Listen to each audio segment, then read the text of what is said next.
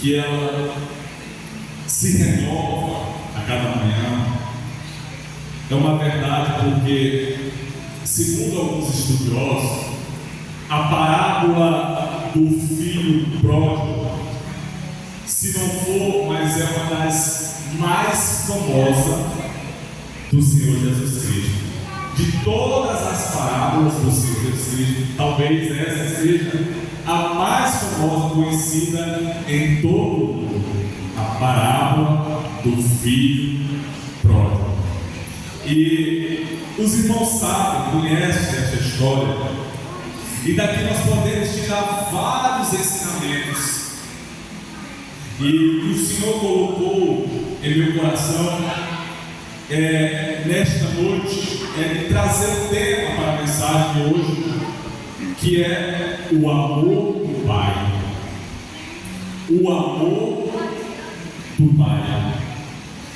Os escribas e fariseus, no início do capítulo 15, o Senhor Jesus, quando ele foi pregar esta parábola, esta era a terceira deste dia, deste momento. Ele já havia pregado outras parábolas, a ovelha perdida e a dracma perdida.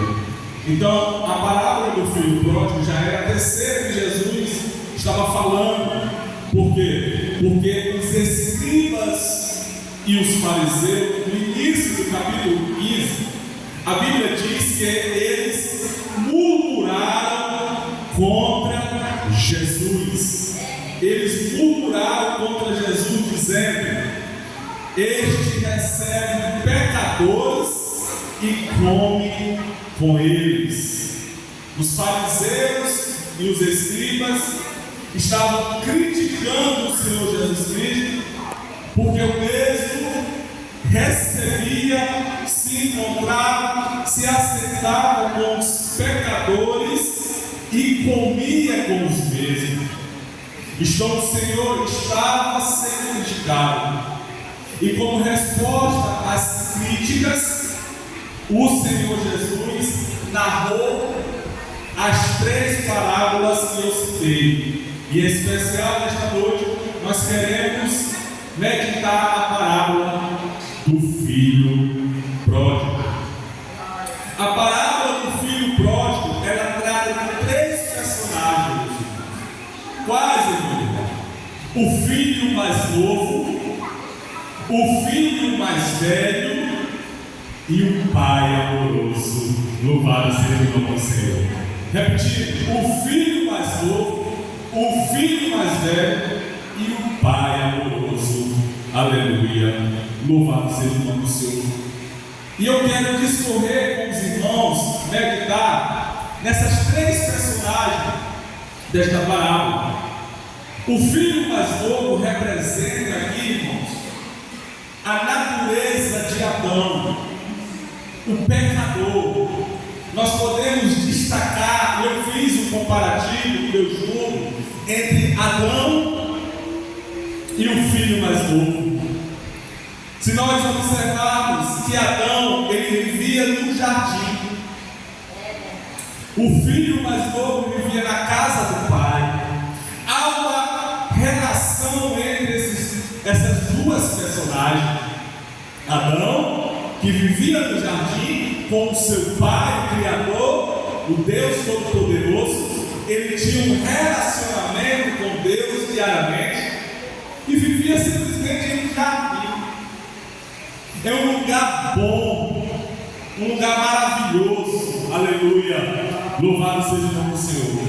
E o filho pródigo também vivia no lugar bom, vivia na casa do seu pai. Aleluia. Ele vivia com fartura, ele tinha de tudo. Mas vamos ver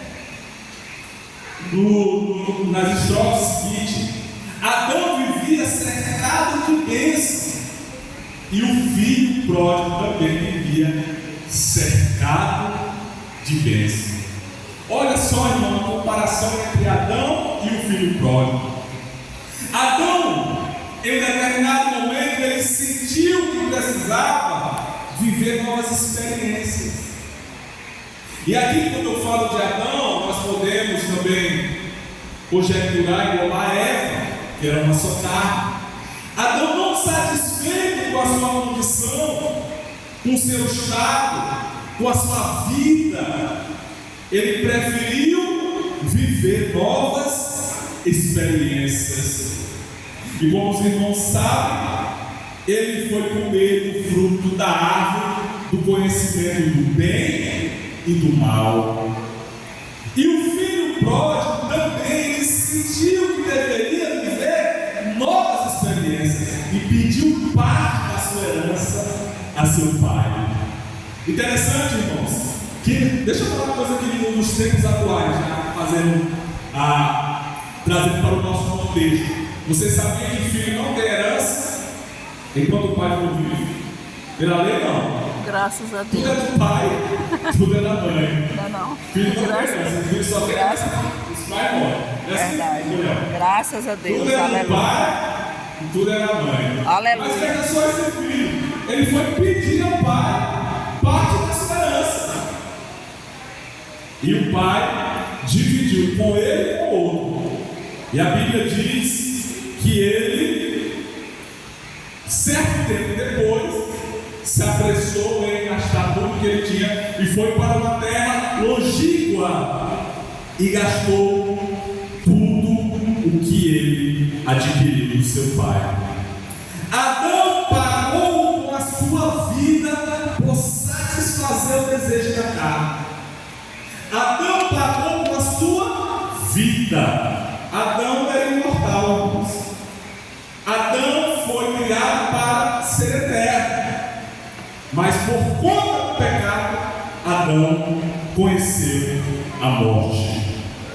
E o filho pródigo também, ele pagou com a sua vida, ele sentiu, entre aspas, na pele, o sofrimento causado pelos desejos da carne.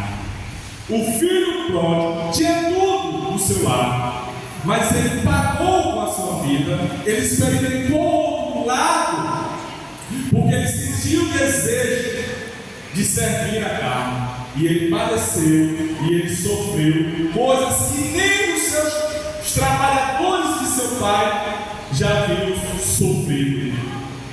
Mas eu não vou me atentar no final da história do filho mais novo, mas eu vou destacar que, porém, essa frase me chamou muito a atenção, meus irmãos.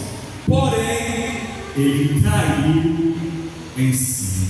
No verso 17, a Bíblia diz que, estando ele ali tentando comer as bolotas dos porcos, ele caiu em si. Ô meu irmão, esse filho pródigo, e Adão, como eu representei aqui, ele representa o pecador, mas um pecador